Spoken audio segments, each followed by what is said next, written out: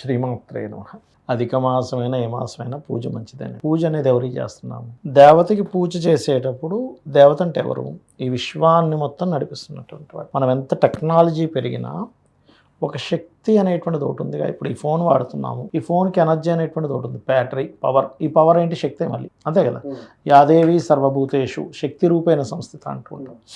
మనం ఆ శక్తిని ఆరాధిస్తున్నాం, శక్తికి మూలమైన ఈశ్వరుని ఆరాధిస్తున్నాం. ఈశ్వరుడు శక్తి.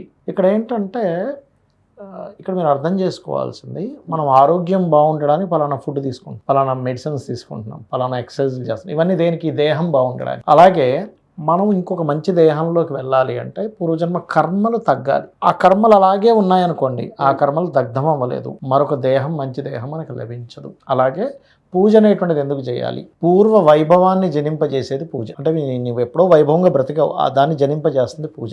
రెండవది, రుణపడి ఉంటాం మనం. దేవతలకు రుణపడి ఉంటాం, ఋషులకు రుణపడి ఉంటాం, పితృదేవతలకు రుణపడి ఉంటాం, తల్లిదండ్రులకు రుణపడి ఉంటాం, భూమాతకు రుణపడి ఉంటాం. అందుకే మనం పూజ అయిపోయిన తర్వాత ఇలా వదులుతాం.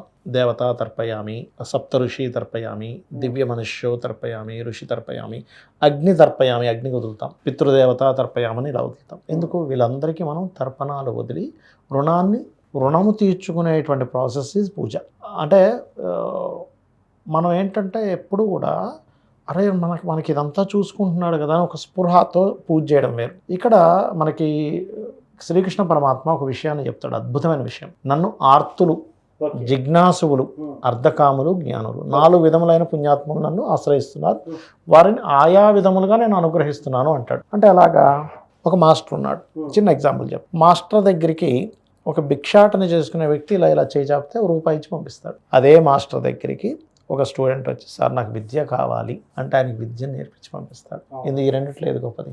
విద్య గొప్పది. మనం భగవంతుడి దగ్గరికి కొన్ని కామ్యాలతో, ఆర్తితో వెళ్తాం. అర్థము కామ్యము అంటే ఏంటి? మనకి కోరిక తీరాలి, డబ్బులు రావాలని వెళ్తాం.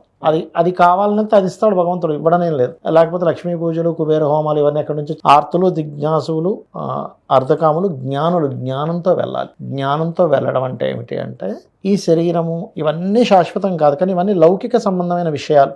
అలానే ఏ పని చేయకుండా మనిషి సన్యాసంగా తిరుగుతూ రోడ్డు మీద పడతాడు పోయి, మరి ఇంటి కుటుంబం ఎలా వెళ్తుంది? నువ్వు ఈ లౌకికమైనటువంటి వాటిల్లోనే ఉంటూ వీటికి అంటకుండా మూల పరమాత్మ ఇదంతా నడిపిస్తున్నాడు కదా, ఇది అసలైనటువంటి జ్ఞానం అది కదా. అతన్ని ప్రార్థించడము, అతన్ని రోజు పూజించడమే కదా అసలైనటువంటిది. అదేవిధంగా ఈ విశ్వంలో ఉన్న ప్రతిదీ భగవత్ స్వరూపమే కదా. ఆ భగవత్ స్వరూపాన్ని నేను ఎలాగ రిసీవ్ చేసుకోవాలి? ఎదుటి మనిషితో నేను ఎలా ఉండాలి? భార్యతో ఎలా ఉండాలి? భర్తతో ఎలా ఉండాలి? పిల్లలతో ఎలా ఉండాలి? ఎంత బాధ్యతగా ఉండాలి? ఎంత ప్రేమగా ఉండాలి? అన్నదమ్ములతో ఎలా ఉండాలి? తల్లిదండ్రులు జగతపితరో వందే పార్వతీ పరమేశ్వర ఎలాగో మాతృదేవోభవ పితృదేవోభవ కదా అనేటువంటి భావనతో ఈ ప్రాసెస్లో ఈ విశ్వం ఒక సిస్టమ్గా నడుస్తుంది. ఈ సిస్టమ్ని నడిపించేది ఎవరు అంటే, మళ్ళీ ఇప్పుడు నువ్వు ఒక పిల్లవాడు రోజు అన్నం తింటున్నాడు, స్కూల్కి వెళ్ళేసి వస్తున్నాడు, తల్లి చెప్తుంది, నాన్న మనకి ఎలా వస్తున్నాయి తెలుసా డబ్బులు? తండ్రి కష్టపడి సంపాదించి డబ్బులు తెస్తున్నాడు, దానివల్ల నువ్వు నేను మనం ఫుడ్ తింటున్నాం అన్నప్పుడు తండ్రి మీద ఒక భావన కలుగుతుంది. ఒక గిఫ్ట్ వచ్చింది, అరే ఎవరు ఇచ్చారంటే నాన్న ఇచ్చారని ఒక భావన కలుగుతుంది. ఈ విశ్వాన్ని మొత్తం నడిపేది ఆ పరమేశ్వరుడు. అది విష్ణువు అనుకోండి, శివుడు అనుకోండి, ఇంకో రూపం అనుకోండి, లలిత అమ్మవారు అనుకోండి. ఆ యొక్క విషయం మనకు అర్థమయ్యి కృతజ్ఞతా భావంతో చేయడం పూజ అనేది. అంతేగాని అధిక జ్యేష్ఠ మాసంలో చేస్తే మంచిది, దట్ ఇది కరెక్ట్ కాదని కొంతమంది అంటున్నారు, చేయొచ్చని కొంతమంది అంటున్నారు, లేకపోతే నవరాత్రులు చేయమంటున్నారు, నవరాత్రులు చేయొద్దు అంటున్నారు. ఇది కాదు కాన్సెప్ట్. నీకు ఒక జ్ఞానం వచ్చింది కాబట్టి నీ జ్ఞానంతో అసలు మూలం ఎవరో తెలుసుకొని, గజేంద్ర మోక్షం కూడా అంతే కదా. ఆయన ముసలి పట్టున్నదాన్ని విడిపించమని అడగడు. ఇవాళ ముసలి పట్టింది, రేపు ముసలం పడుతుంది, రేపు ముసలితనం వస్తుంది. ఇది కాదుగా శాశ్వతం, నాకు శాశ్వతమైనటువంటిది కావాలన్నప్పుడు అప్పుడు విష్ణుమూర్తి వచ్చి అతన్ని రక్షిస్తాడు. అలా ఏంటంటే మనము ఒక రుణము తీర్చుకోవాలి అనేటువంటి దీంతో దాన్ని ఏమంటారు, గ్రాటిట్యూడ్ అంటారు. ఆ గ్రాటిట్యూడ్తో పూజ చేయాలి, జ్ఞానంతో పూజ చేయాలి. సరస్వతీదేవి పూజ చేస్తున్నావు అంటే నీకు నాలెడ్జ్, బుక్లో ఉన్న నాలెడ్జ్, మాస్టర్ గారు చెప్తున్నారు అంతా ఓకే, కానీ దీన్ని నువ్వు స్టోర్ ఎలా చేస్తున్నావు? నీ జ్ఞాపకం ఎలా ఉంటుంది? అది నీ బ్రెయిన్లో ఎలా స్టోర్ అయి ఉంటుంది? నీకు ఆ స్ఫురణ ఎలా వస్తుంది? ఆ మూలం ఎవరు?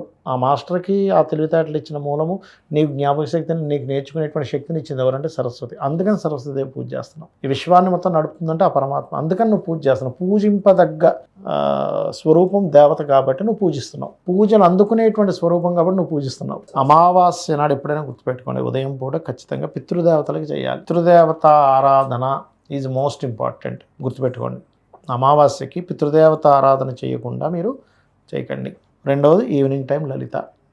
గోసేవ చేయడము, అమావాస్య నాడు వీలైతే నాన్ వెజిటేరియన్ దూరంగా ఉండాలి. ఎందుకు అంటే మీరు సైంటిఫిక్గా కూడా ప్రూవ్ అనేది ఎలా అంటే మీరు అమావాస్యలు ఏకాదశుల రోజు తిన్నటువంటి ఆహారం తొందరగా జీర్ణం అవ్వదు. ఆ రోజు కాస్త ఫాస్ట్గా జీర్ణం అయ్యే ఫుడ్ తింటే మంచిది. మాంసం ఏమవుతుంది, takes time 6 to 8 hours something పడుతుంది అంట. నేను విన్నా 6 hours ఏమో పడుతుంది. మీరు ఒక పలం తిన్నారు అనుకోండి, 1/2 అవర్లో జీర్ణం అయిపోతుంది. కానీ ఇది కొంచెం గట్టిగా ఉండేటువంటిది కాబట్టి జీర్ణం అవ్వడానికి సమయం పడుతుంది. అమావాస్య తిథి నాడు చంద్రబలం తక్కువగా ఉన్నప్పుడు మీరు జీర్ణమయ్యేటువంటి ఫుడ్ తింటే మంచిది. తొందరగా ఆలస్యంగా జీర్ణమయ్యే తినడం వల్ల మీ అనారోగ్యానికి పాలవుతుంది. అట్లా ఇంకొక గొప్ప విషయం ఇక్కడ, ఇంకో విషయం ఏంటంటే కొంతమంది భూత ప్రేత పిశాచాలకి బలిలిస్తుంటారు. రక్తము చిందిన దగ్గర, మాంసం ఉన్న దగ్గరికి వస్తుంటాయి. అమావాస్య నాడు ఆ ఎనర్జీ ఎక్కువగా ఉంటుంది. ఇంట్లో అది వండినప్పుడు ఏమవుతుంది అంటే ఆ ఎనర్జీ ఎక్కువగా ఇంట్లో తిరుగుతుంటుంది. అది శ్రీమాత్రే నమః.